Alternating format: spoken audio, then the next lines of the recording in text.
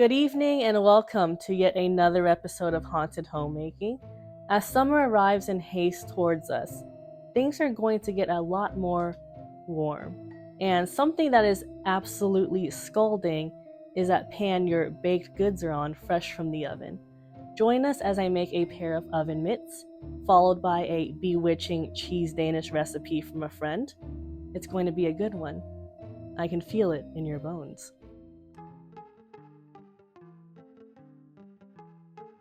Hey, put that down. Stop reading. How can I help you, Bobby? You see this? Oh no, what happened? I burnt myself. I was making my lunch in the oven, pizza rolls, and I went to grab the oven mitt, and there was a hole in it. And when I went to grab the pan, it burned my hand. So, I know you like dilapidated things, okay? But there's no excuse for holes in the oven mitt. This is your fault, and you need to fix this. And you need to make me a new lunch, frankly, because I burnt mine. Bobby, thank you for bringing this to my attention. I don't care. I will I don't get care. right on this because I don't care. I'm wrong. So thank you. I don't care. Whatever. I don't care about all that stuff. Just make me a new lunch and know that this is your fault. Huh. Goodbye. When it comes to making things like oven mitts and pot holders, the most important thing is, well, we want them to work, right? Meaning that we want some good insulation, and in this case, that means layering a bunch of material to do so. First, we have our decorative fabric of choice, which should be any natural fiber like cotton or wool, wool being the better choice because of its flame resistance. Anything synthetic could melt, and we don't want that. Next is quilt batting to add between your decorative fabric and insulation layers. And finally, the most important layer, the Insolabrite, which does all the heavy lifting, making sure to resist the conduction of heat. Now, in regard to the amount of fabric you will need, about half a yard for each was plenty for me. Let's go ahead and get all these layers cut out and ready to go.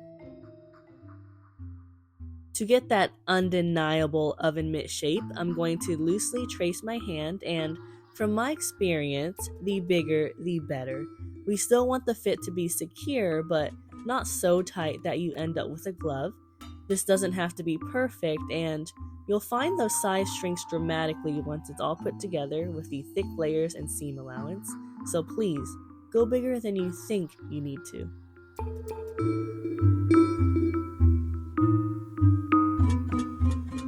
Now I'm going to cut my layers using my new pattern. For one mitt, I'll need 2 layers of each material to create a left and right facing side for each mitt. Remember, right sides together. Once these layers are all cut out, we're ready to assemble.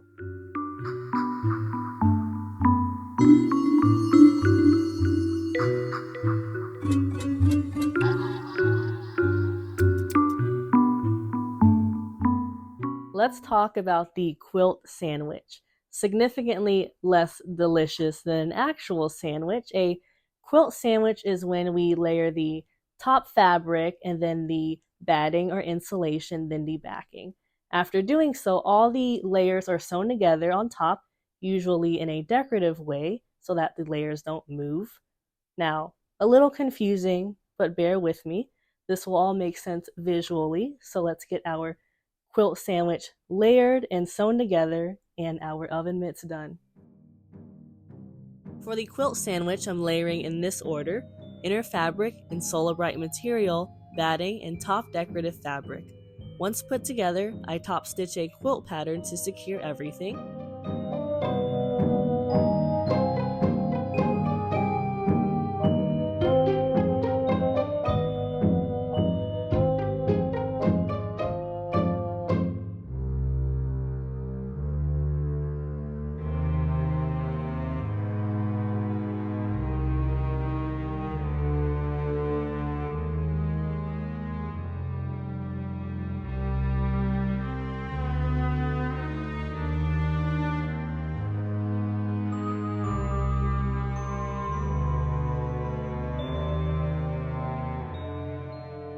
While sewing, I found that the layers started moving a bit, and the way to prevent this is using more clips or pinning the heck out of it.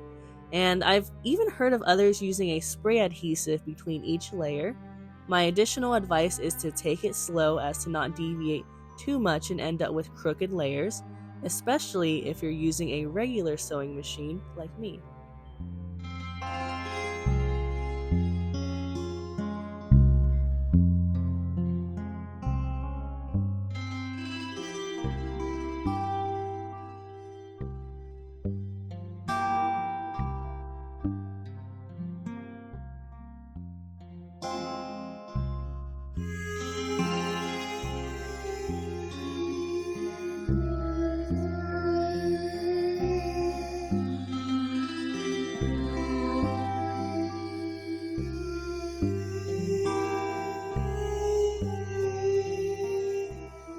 Once both sides of my oven mitt are layered and quilted, I can add a band around the bottom.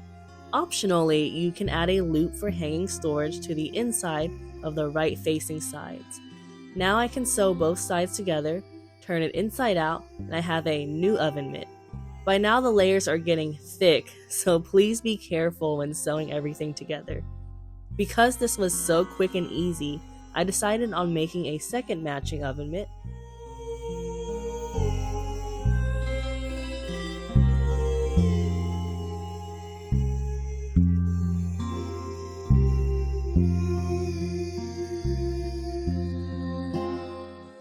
Now how fabulous is this? My beautiful oven mitts are finally done. I was a bit hesitant on this blue-orange color combination, but I'm in love. I think it looks so charming, and this Halloween fabric is so lovely too. As you can tell, I am so pleased with how these turned out. Bobby G's being really cranky. Are you done with those oven mitts yet? I am hungry. Well, lucky for you two, I just got done. How about I show you a fabulous cheese Danish recipe? That sounds good. Just make it fast. I'm hungry. To start off, I have a block of room temperature cream cheese, adding a sweetener of choice, mine being honey, an egg, and some lemon juice. My measurements will be on screen, but for this recipe, it's very customizable. If you want the full recipe with measurements, Addie has you covered in the description. I mix everything together, and now I have my gorgeous cream cheese filling.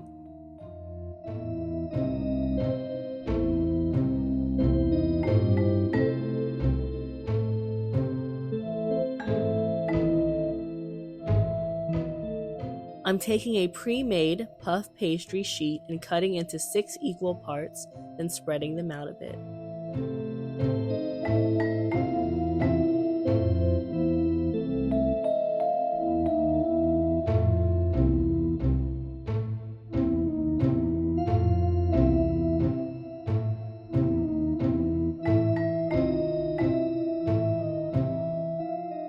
I add my filling, spread it out, leaving a good amount from the edge, add my toppings of choice, berries and chocolate chips are a delicious recommendation, and finally I egg wash the edges of the puff pastry for color.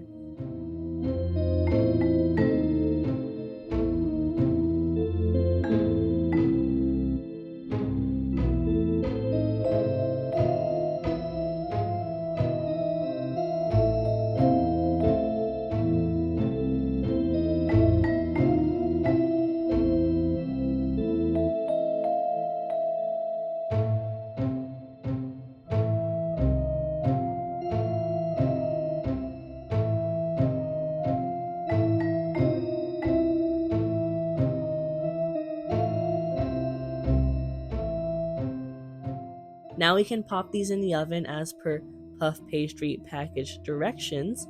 I'll see you in a ghoulish bit. Fresh from my oven and cooled a bit, I sprinkle a bit of powdered sugar. These are looking so beautiful and so easy too. Absolutely fantastic.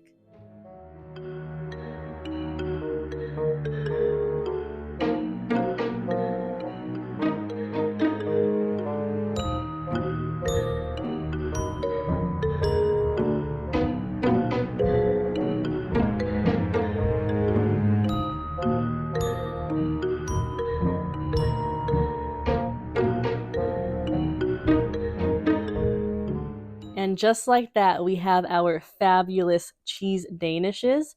They look really great. This recipe was so easy to follow and so enjoyable to make. My friend Addie is doing some wonderful things, absolutely talented and bewitching. And if you want to see what she's up to, I have all the information here and in the description. Thank you again, Addie, for lending us this recipe. Thank you. It was delicious. Yeah, it's pretty good. Thank you.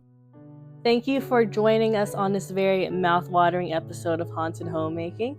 I hope you enjoyed, and I hope you feel inspired to maybe make your own oven mitts or just make anything. That's my goal here.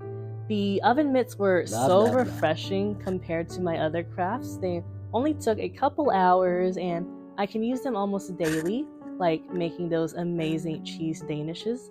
Anyway, thank you again for tuning in. Take care of yourselves and watch out for that Summerween episode coming soon. Bye. See you later. Thank you.